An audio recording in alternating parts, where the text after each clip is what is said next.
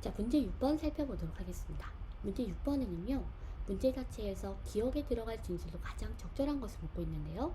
이때 기억의 위치부터 확인하시는 게 가장 중요하다고 할 수가 있겠죠. 자, 당연한 얘기겠지만 기억의 위치를 이렇게 훑어보는데 우리는 보통 다들 보고 시작했다고는 얘기를 해요. 그래서 기억이 어디 있는지 인지를 정확하게 하면서 그 빈칸의 속성을 먼저 파악하는 것이 굉장히 중요합니다. 지금 보시면 마지막 부분에 기억이 위치하고 있다는 거 여러분께서 확인하실 수가 있겠네요. 그렇다면 빈칸은 무엇을 채우라는 의도입니까? 즉 여기에서 따라서 라고 되어 있고요, 결론이라고 되어 있으니까 빈칸은 핵심적인 결론이 들어갈 것 같은 내용이라는 거 어렵지 않게 추론하실 수 있을 것 같아요. 그래서 우리가 지문을 읽으면서 결국 핵심적인 내용을 기억에다가 넣으라는 거구나 라는 의도를 먼저 파악하신 다음에 독해에 들어가 주셔야 되겠습니다. 당연한 얘기겠지만 빈칸 얘기의 경우에는 빈칸에 들어가 있는 문장 여기, 그리고 그 전문장이 중요한데 전문장이 중요하고 여기 앞뒤가 중요하다고 해서 이 부분만 읽고 풀 수 있는 것은 절대 아닙니다. 결국에는 지문 전체를 다 읽어줘야 되겠고요. 대신 우리가 빈칸 앞에 있는 반롱엔의 존재를 염두에 둔다면 이라고 했으니까 반롱엔이 무엇인지 파악하는 것은 굉장히 중요하다고 할 수가 있겠죠. 지금 첫 번째 단락에서 마지막 부분에 이렇게 반롱엔이라고 작은 따옴표로 이 단어를 강조해 주고 있습니다.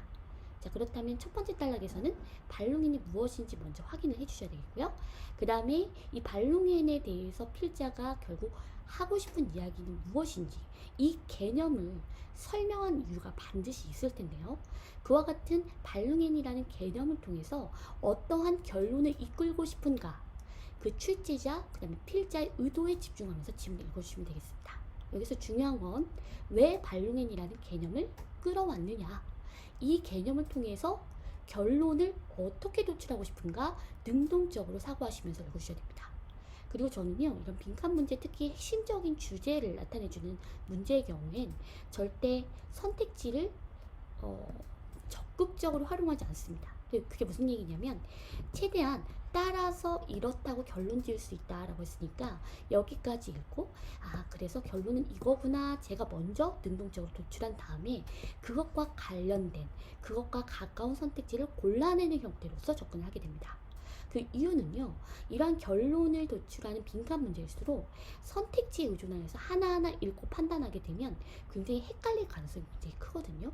그래서 지문을 읽으시면서 결론을 도출해 내시고요, 그 결론과 가장 가까운 진술을 찾으시는 게 오히려 선택지를 판단하는 데 시간을 줄일 수 있는 방법이다 라는 걸 강조드리도록 하겠습니다.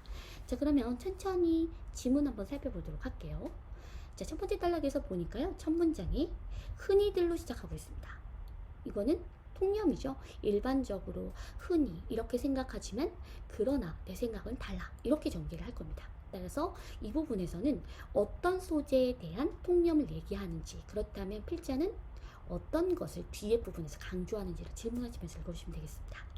자, 그래서 흔히들 이렇다고 생각하지만 그러나 아니야 라고 이야기하는 흐름 잘 봐주시면 좋을 것 같고요. 여기에서 놓치시면 안 되는 건, 물론 이제 여러분들 공부가 되셨으니까 이제 물리학적 언어만 혹은 여기에서 일상적 언어 잡으신 다음에 결국은 일상적 언어가 중요한 거구나, 요 정도는 이제 잘 잡으실 수 있을 것 같아요. 그런데 지금 일상적 언어든 물리학적 언어든 왜 꺼냈는지를 제대로 파악을 해주셔야 되거든요.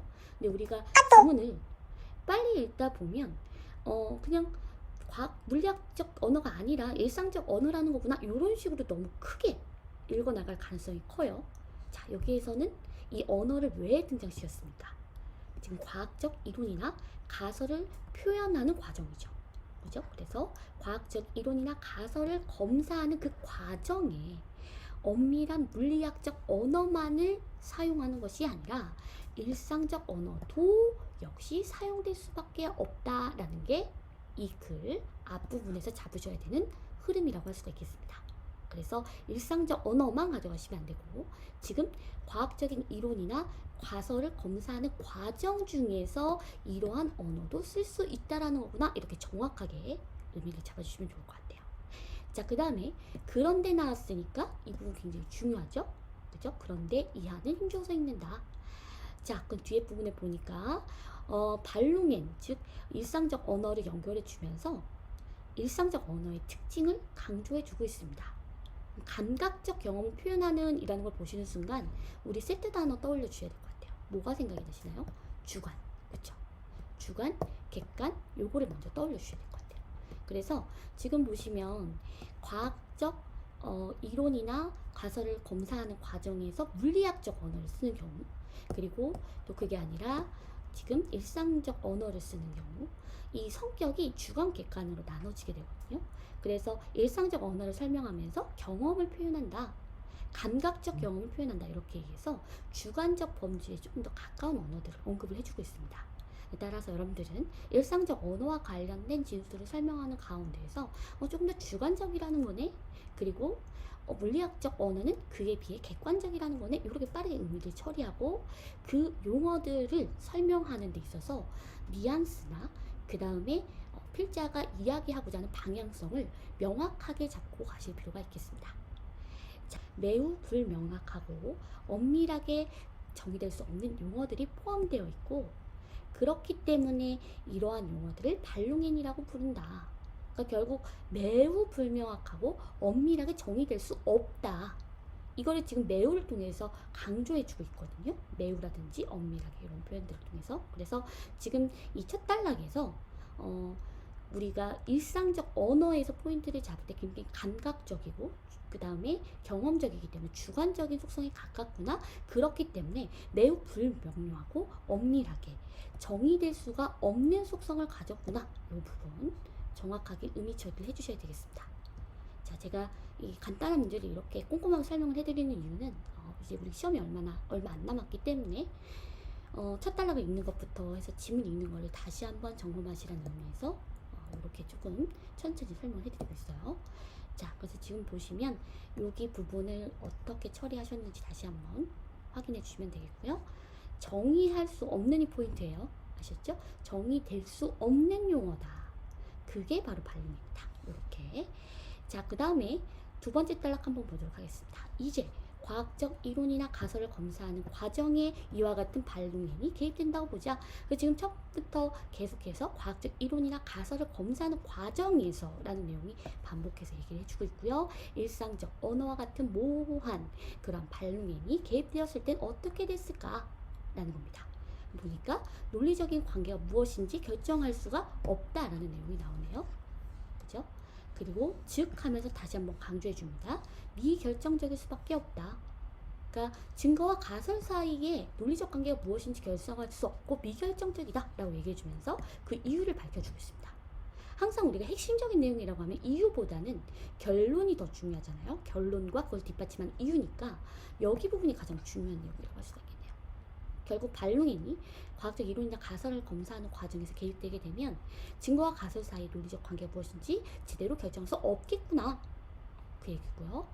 자, 그 다음에 그 단락의 마지막에 불명료할 수밖에 없다.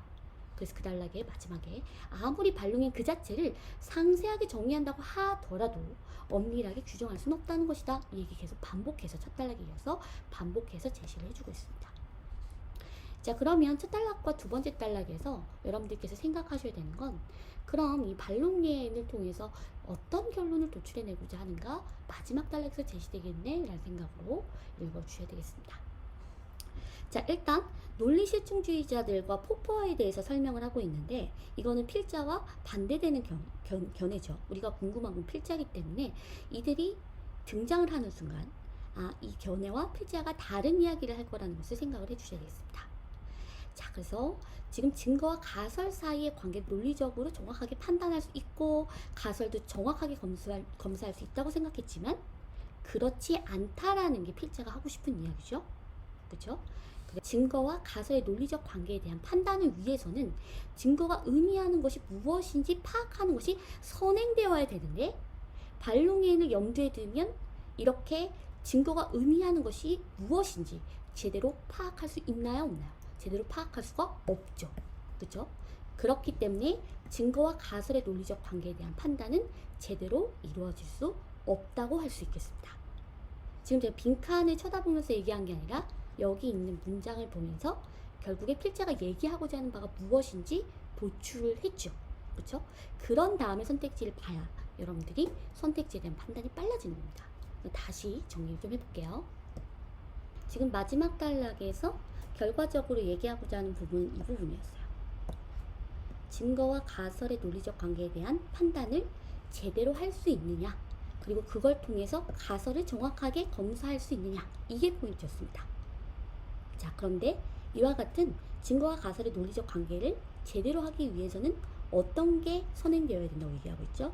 증거가 의미하는 것이 무엇인지 파악하는 것이 선행되어야 되는데, 우리가 반론예인을 개입시키게 되면 모호하다라는 이야기를 계속해서 했기 때문에 증거가 의미하는 것이 무엇인지 제대로 파악할 수가 없겠죠. 그죠? 그래서 지금 두 번째 단락에서 보면 논리적인 관계가 무엇인지 결정할 수 없다라고 얘기를 해주고 있어요. 이 부분이 연결되는 부분입니다. 그래서 선행되는 부분이 충족이 안 되니 당연히 증거와 가설 사이의 어떤 논리적 관계에 대한 정확한 판단이 안 되겠죠. 그럼 여기로 다시 가서 증거와 가설 사이의 관계를 논리적으로 정확하게 판단할 수가 없기 때문에 이를 통한 가설을 정확하게 검사하는 것조차 제대로 될 수가 없겠죠. 그렇죠? 그래서 이와 같은 내용을 제시하기 위해서 앞에 부분에 반론예인을 설명을 했고요. 이미 기억을 판단하기 위한 진술을 만들어내며 독해를 했기 때문에 선택지를 판단하시는 데는 그렇게 어려움이 없을 거라 생각이 듭니다. 답이 된 선택지는 1번이었는데요. 과학적 가설과 증거의 논리적 관계를 정확하게 판단할 수 있다라는 생각은 잘못된 것이다.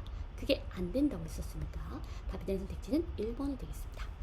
자, 이렇게 해서 빈칸 문제 살펴보았는데 제가 생각했을 때는 조금 쉬운 문제에 해당이 됐었는데 의외로 이 문제에 대한 질문이 굉장히 많았어요. 그래서 반론예인이 다시 보니까 자꾸 어렵다, 이렇게 얘기하시는 분들이 많은데요.